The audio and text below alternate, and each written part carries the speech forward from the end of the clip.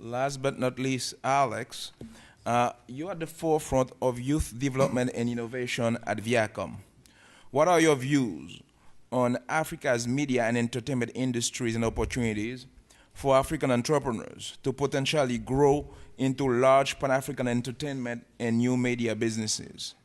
And how, in your opinion, can the World Bank Group partner with you and the private sector to scale that activity?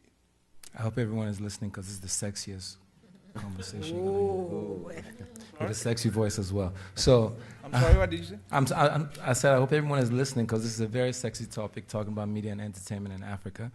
And I am privileged to be here. Of course, development and infrastructure development is very, very critical to Africa.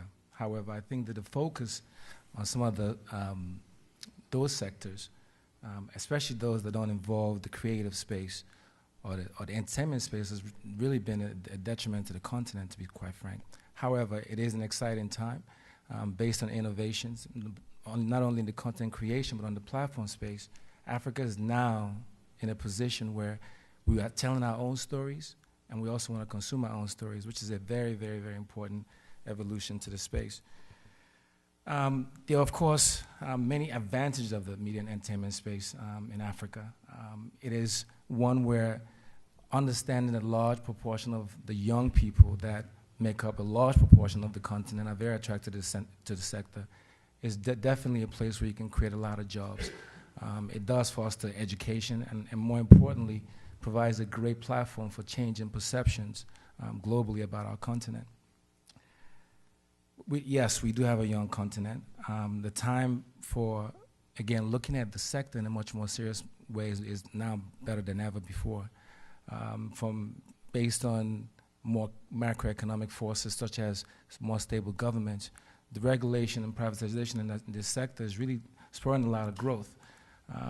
At the same time, it does provide opportunities like our company at Viacom. As Viacom, I represent a whole bunch of brands that we've launched into Africa. We started, of course, with our MTV brand as a case study. We looked at Africa. The investment idea was not to approach Africa in the way that we approached launching an MTV channel, for instance, in Europe, where you would put a channel together and you get the content. For us, we had to look at it differently. How do we foster how do we actually help to create the content from that perspective? How do we actually form part of the supply chain for the content that we need to place on our channel? So we had to do a lot of development, build capacity. We had to train people. We had to train young people, the producers, the directors, the musicians, on how to create better content. Of course, it helped us create a unique proposition for our brand, but more importantly, it helped to actually elevate the creative landscape on that front, which has been very, very powerful in what you see today. In the music front, for instance, African music is traveling not only across Africa, but obviously into the other parts of the world now.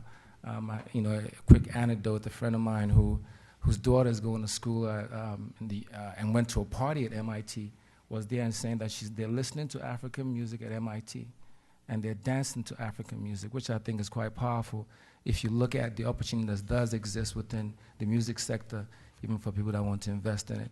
So from a standpoint of what's possible and what opportunities exist, 2015 is an important year for media in Africa as analog to digital migration is going to take place in the TV space.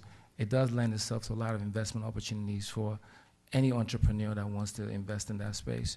If you look at the music front, based on the music that's traveling across Africa now into the other parts of the world, entrepreneurs that can find a way not only to monetize but to also distribute the music, obviously untraditionally to what's happening in the music distribution market in the US, for instance, can definitely capture value from that space.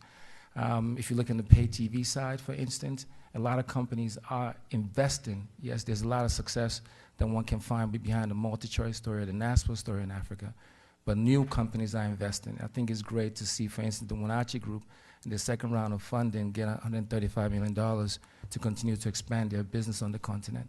So I think there's a variety of different opportunities that exist in the sector of media and entertainment, and I think in that light, it is an area that the bank should focus on and look at how it can support its development.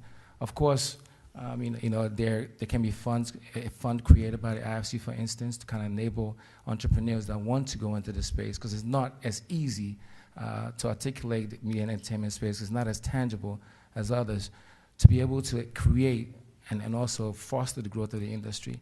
A fund like that, well managed and obviously provides access to a lot of investors who want to get into the space. And I think more importantly, the bank can also work with governments to really work on how can we provide a framework for protecting the intellectual property, which oftentimes is the real value that's traded when you're media and entertainment. If that doesn't happen, it doesn't necessarily, it's not going to help the growth of the sector. But if the bank can work with governments in being able to put together such frameworks, it will really do a huge benefit to being able to grow the sector. I think the bank can also really play a huge part in helping governments to understand, and their banking partners, more importantly, to understand how to lend to this sector and to be able to train people on what, and banks on how the value of the sector, because it is a very valuable sector to focus on. It is very attractive to the continent, the young people that we have. So I think that, the bank can really play a crucial role in doing that. All right. Thank you very much. Doing business in Africa. You can't afford to be without Africa Investor.